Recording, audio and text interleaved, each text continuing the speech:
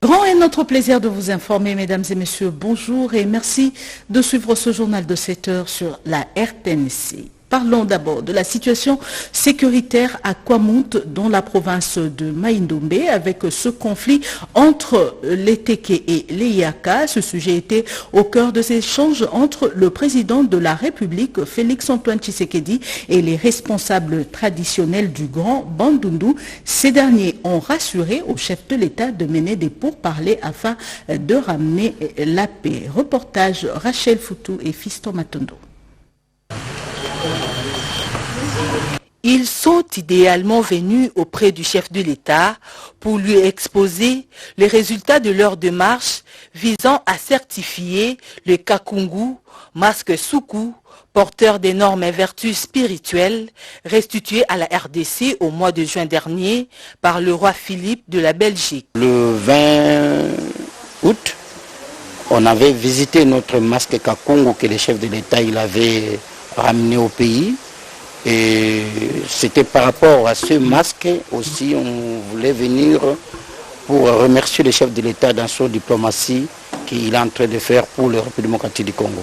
Mais la sensibilité du garant de la nation aux problèmes touchant la vie de ses compatriotes a pratiquement modifié l'ordre du jour, mettant sur la table des discussions les conflits entre Teke et Yaka qui a causé de pertes en vies humaines. Le président Félix-Antoine Tshisekedi a recueilli les avis de ses chefs religieux sur ces différends avant d'ordonner à ces derniers d'entamer le pourparler pour une solution concertée.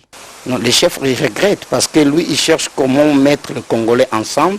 C'est ça qu'il a demandé chez nous, comme nous sommes les de Grand Bandundu aussi, que nous puissions aller mettre la paix. Donc il a demandé à moi, en tant que grand chef mini-Congo, d'aller parler aussi avec ces deux peuples.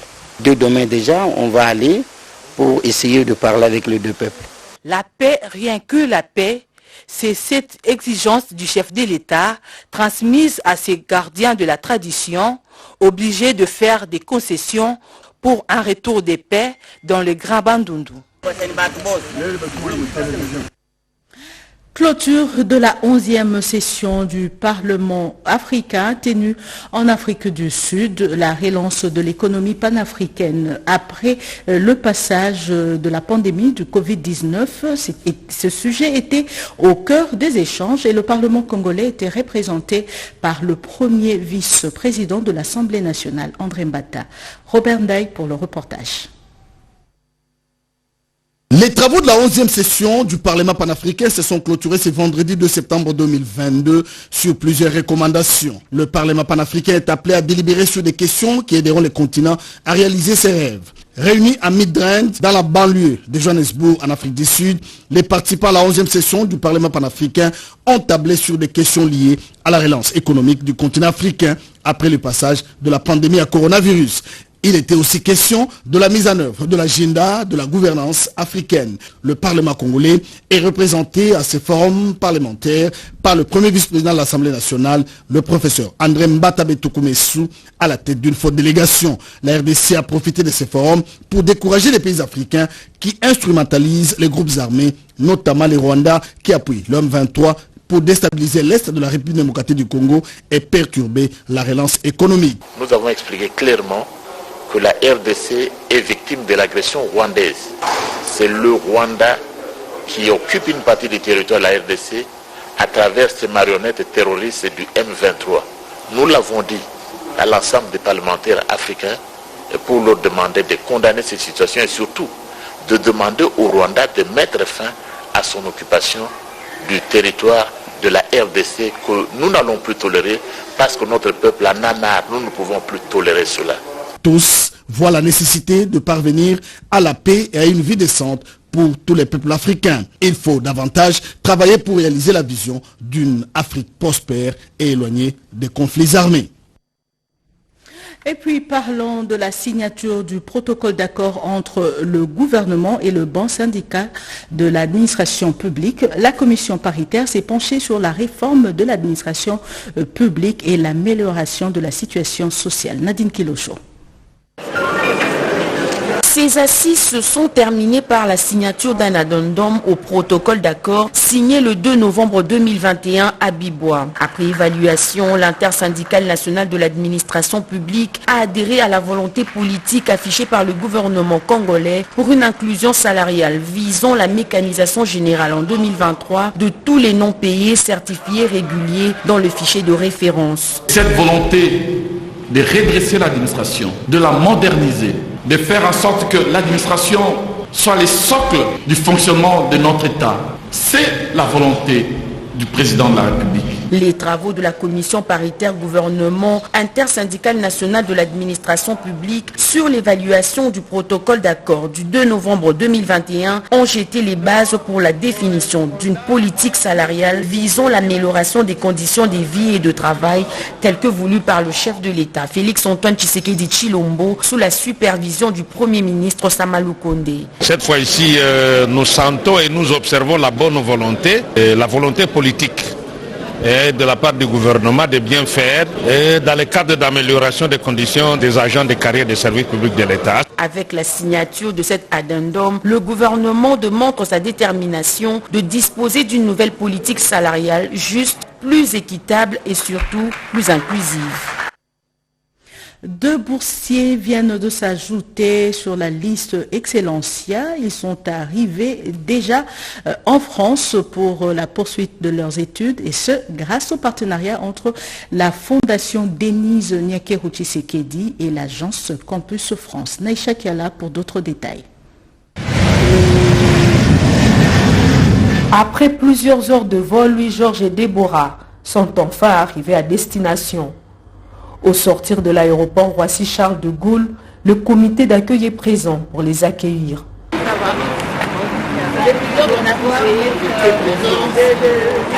Pas de temps de repos, il faut rapidement entrer dans la danse. Au cours d'une séance d'information aux côtés des boursiers des éditions précédentes, l'agence Campus France a donné aux nouveaux arrivés toutes les dispositions utiles pour une meilleure intégration. Les aspects qui entourent l'accompagnement de cet établissement français sont évoqués avec clarté par sa directrice générale adjointe. Je tiens à remercier la Fondation Denise Nyakeru Tshisekedi, avec laquelle d'ailleurs j'avais signé en RDC il y a 3 ans, ce partenariat qui permet d'abord de sélectionner avec l'espace Campus France, l'ambassade de France et la Fondation ces étudiants qui sont vraiment excellents. Nous avons plusieurs success stories les concernant, ils sont vraiment très très bons et je crois que c'est important de préciser qu'ils sont sélectionnés et ils étudient ici dans des domaines qui vont servir plus tard à la RDC. Pour le chargé d'affaires de la République démocratique du Congo en France, ces boursiers qui portent haut l'étendard du pays peuvent compter sur le soutien inconditionnel de toute la République pour leur permettre d'aller au bout de leur cursus universitaire. Le programme Excellencia a au fil des ans communiqué aux finalistes du secondaire la motivation de pousser loin leurs limites. Les résultats de l'examen d'État édition 2021-2022 en sont la parfaite illustration. La vision de la First Lady pour l'éducation des jeunes porte ses fruits et promet un avenir meilleur pour le pays. Car, soutient-elle, personne ne peut se dresser contre une avalanche d'excellence. Elles sont désormais outillées et autonomes financièrement.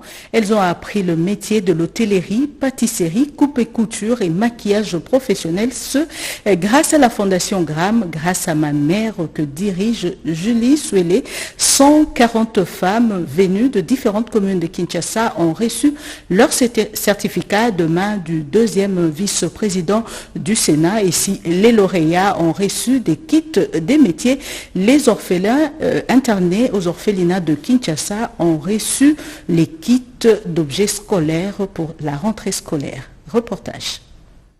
Mannequin d'un seul jour, certes pour la circonstance, Madame Julie Souélé, de la tête aux pieds, présente à l'assistance le différents produits réalisés par les apprenantes sortis de sa fondation grâce à ma mère Gram. Ces femmes, 140 au total, venues de tous les coins de Kinshasa, se sont distinguées en coupe et couture, esthétique, make-up, pâtisserie et hôtellerie. Une formation de 4 mois sanctionnée par la remise des certificats de réussite. Pour cette 2e édition, le président du Sénat, parrain de la cérémonie, a délégué son 2e vice-président, Sangou Matemungonde Mosai. La fondation Grâce à ma mère, qui se veut un catalyseur pour l'autonomisation de la femme, s'y est attelée à outiller ces femmes apprenantes, aujourd'hui entreprenantes. Cette cérémonie vient couronner les efforts d'une centaine de femmes en vue de devenir financièrement et socialement autonomes.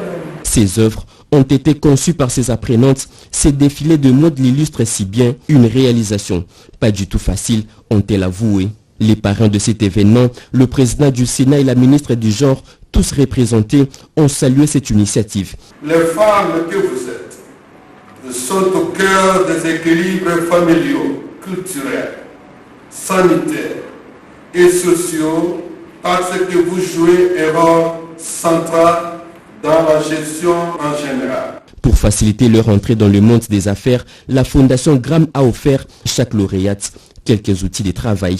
À 48 heures de la rentrée scolaire, Julie Suélé et sa fondation ont aussi offert aux enfants orphelins présents dans la salle quelques kits scolaires.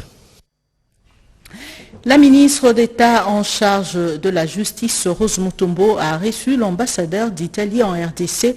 Ils ont parlé de la coopération judiciaire entre ces deux pays. Autre précision avec Oscar Mbakaïch. Avec l'ambassadeur d'Italie en RDC, il était question de passer en revue l'état de la coopération judiciaire entre les deux pays. Concernant les cas de l'assassinat de son prédécesseur tué dans les périphéries de la ville de Goma, dans la province du Nord Kivu, l'ambassadeur Alberto Petrangeli a par ailleurs remercié la ministre d'État, ministre de la Justice et garde des Sceaux, Rose Mutombo Kiese, pour la coopération assurée par les autorités judiciaires congolaises et de la police nationale pour élucider cet acte ignoble.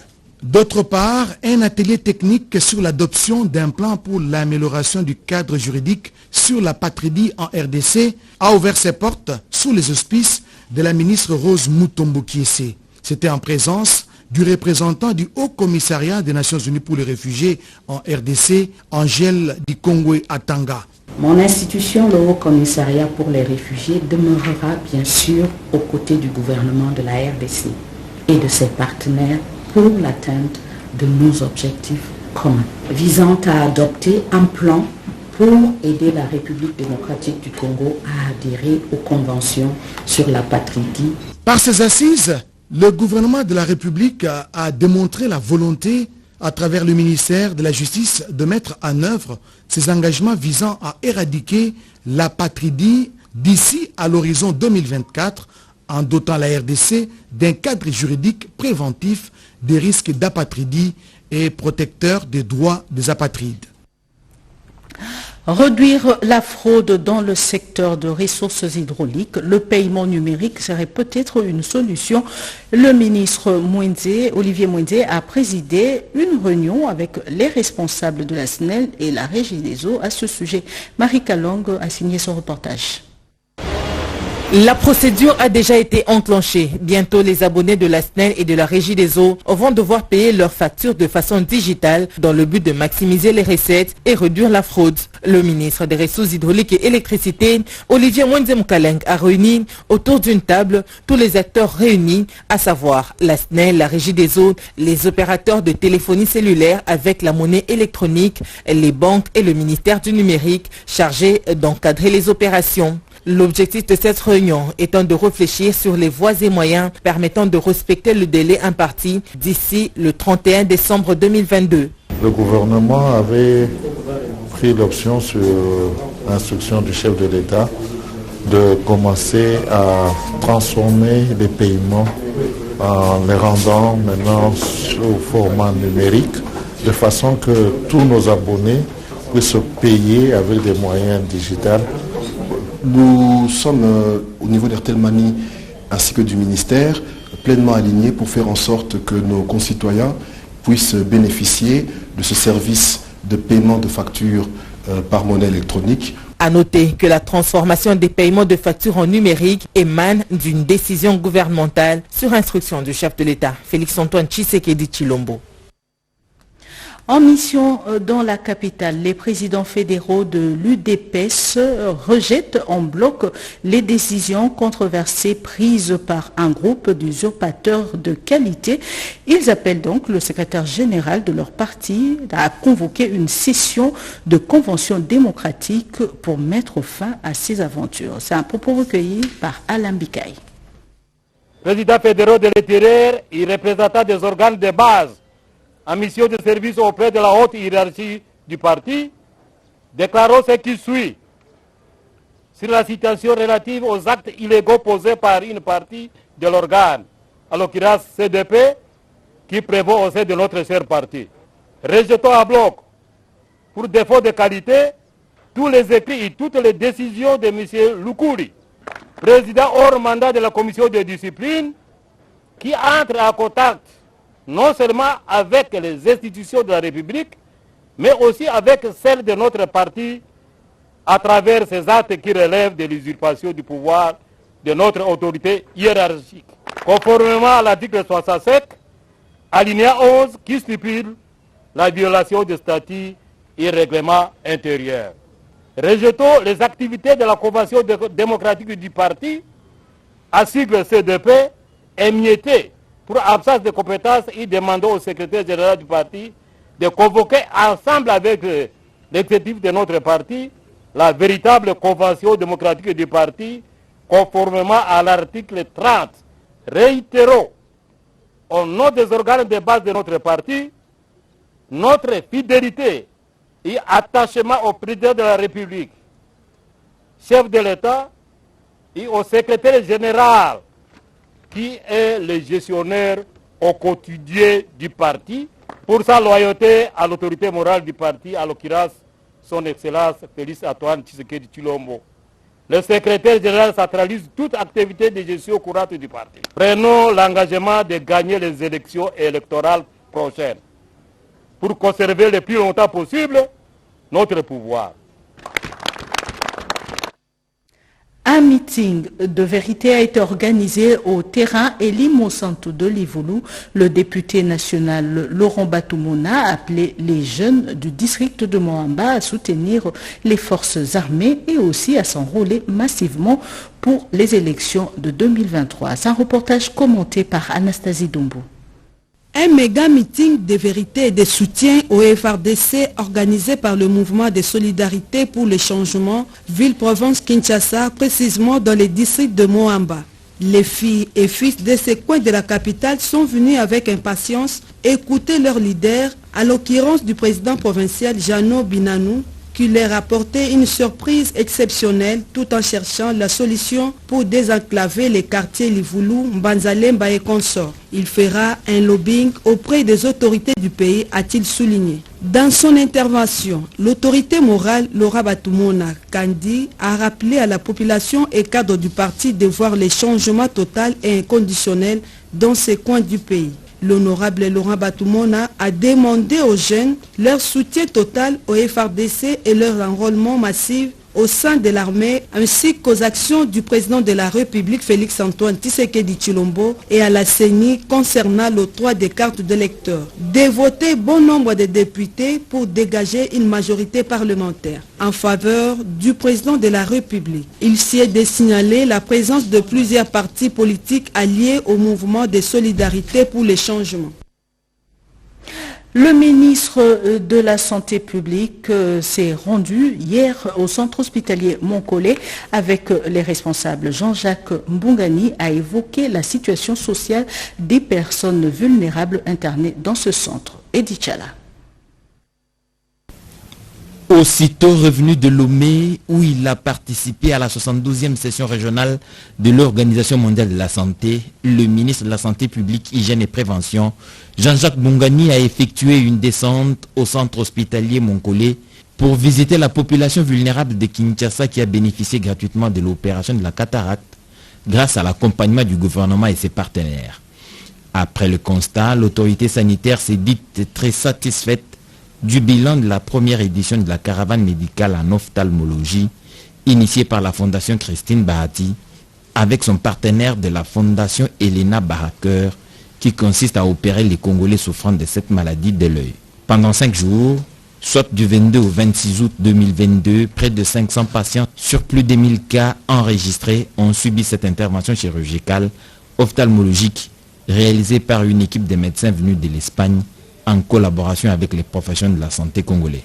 C'est une mission qui est pensée depuis un bon bout de temps, mais qui se réalise maintenant. Vraiment, nos remerciements au nom du gouvernement vont à l'endroit de la Fondation Baraker et de la Fondation Bahati pour avoir accompagné le gouvernement à réussir ce projet. Il y a eu également une facilitation qu'il faut souligner de la part des compatriotes. Je citerai M. Issoum Cédric, ici présent, ainsi que mes collaborateurs au ministère qui se sont personnellement impliqués, le conseiller médical, M. Loumandé, pour que ce projet réussisse. Cette campagne s'est réalisée dans les meilleures conditions à l'hôpital mongolais qui a été retenu comme centre pilote pour cette édition de Kinshasa. Les bénéficiaires sont plus que reconnaissants. Pour rappel, la cataracte est une opacification du cristallin d'évolution lente, entraînant une baisse progressive de la vision. Kolwezi sous les projecteurs dans les domaines de la formation professionnelle. C'est à partir de cette ville du Lualaba que la ministre de la formation professionnelle, Antoinette Kipoulou, a procédé au lancement des épreuves de la session ordinaire de l'examen national de fin d'études professionnelles. D'autres explications avec Cédric Kenina. La cérémonie s'est déroulée en présence de la gouverneure intérimaire de la province du Lualaba, les vice-présidents de l'Assemblée provinciale, les membres du gouvernement provincial, ainsi que d'autres autorités politico-administratives. Antoinette Kipoulou Kabenga, ministre de la formation professionnelle, s'est adressée aux apprenants et autres invités des marques pour signifier que ces épreuves certificatives constituent l'avant-dernière étape avant la publication des résultats. Elles vont se dérouler du 1er au 3 septembre 2022 dans les 30 provinces éducationnelles du pays, bref sur toute l'étendue du territoire national. La cérémonie d'aujourd'hui revêt une importance capitale car elle balise la voie à des grandes innovations successives, de révolutionner le secteur professionnel et métier qui, selon le vœu du chef de l'État, doit devenir un secteur porteur de croissance grâce à une formation de qualité. La ministre a aussi profité de l'occasion pour visiter l'espace Katanga afin de se rendre compte personnellement du fonctionnement de son ministère ainsi que des conditions de travail et de vie des cadres et agents. La session ordinaire de l'examen national de fin d'études professionnelles est cette étape ultime dans l'apprentissage des métiers en République démocratique du Congo et la certification en ce qui concerne l'employabilité. En vue de dénoncer des cas récurrents de jugements iniques prononcés dans des cours et tribunaux condamnant à des dommages exorbitants les entreprises du portefeuille et établissements publics, les conseillers juridiques de toutes ces entreprises se sont réunis au siège de la NEP pour trouver des solutions à ce problème. Reportage Yolande Voka, Fiston Wavingana. Pour la journée du vendredi 2 septembre, l'heure est à la commission ad hoc. Celle-ci s'occupe de la confection des résolutions retenues par la plénière du jeudi 1er septembre où les 6 commissions ont procédé à l'exposé de leur débat, d'où il a été mis sur pied la commission ad hoc.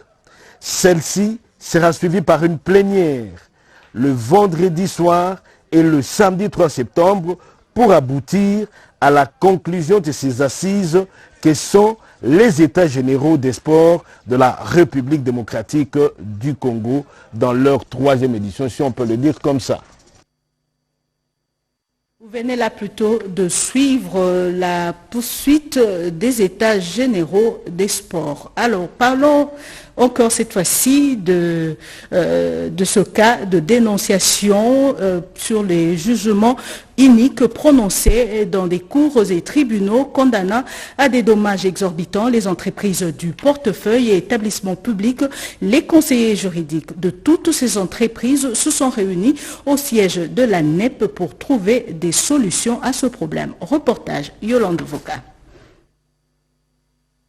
Cette procédure de jugement inique ne comportant qu'un seul magistrat qui condamne à des dommages exorbitants des entreprises du portefeuille et établissements publics a été dénoncée.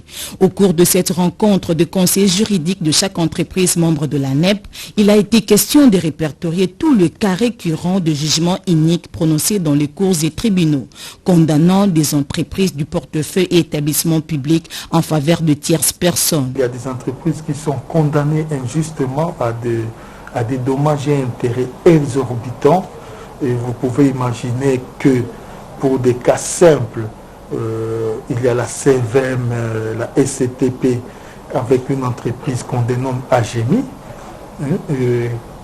qui devient un cas récurrent, vraiment que nous déplorons tous. Nous avons plusieurs cas de ces jugements iniques. Et récemment, vous avez suivi que la RVA a été condamnée à hauteur de 20 millions de dollars. Donc les dollars sont devenus comme des cacahuètes. C'est ce qui pose problème aujourd'hui. Nous avons invité les juridiques des entreprises pour qu'ensemble nous puissions examiner, évaluer les causes de ces jugements iniques et faire en sorte que l'autorité soit sensibilisée pour qu'une solution soit trouvée quant à cela. Les conseillers juridiques des entreprises accompagnés par la NEP se proposent de mener un lobbying auprès du gouvernement. Et c'est la fin de ce journal réalisé par Jonathan Moubalama et Mamita Bangoulou. Ruben Kumbu et Emile Zola étaient à la technique. Merci de nous avoir suivis. Le prochain rendez-vous d'actualité, c'est tout à l'heure à 13h30 avec Bobo Mokondi. Excellente suite de programme sur la RTNC.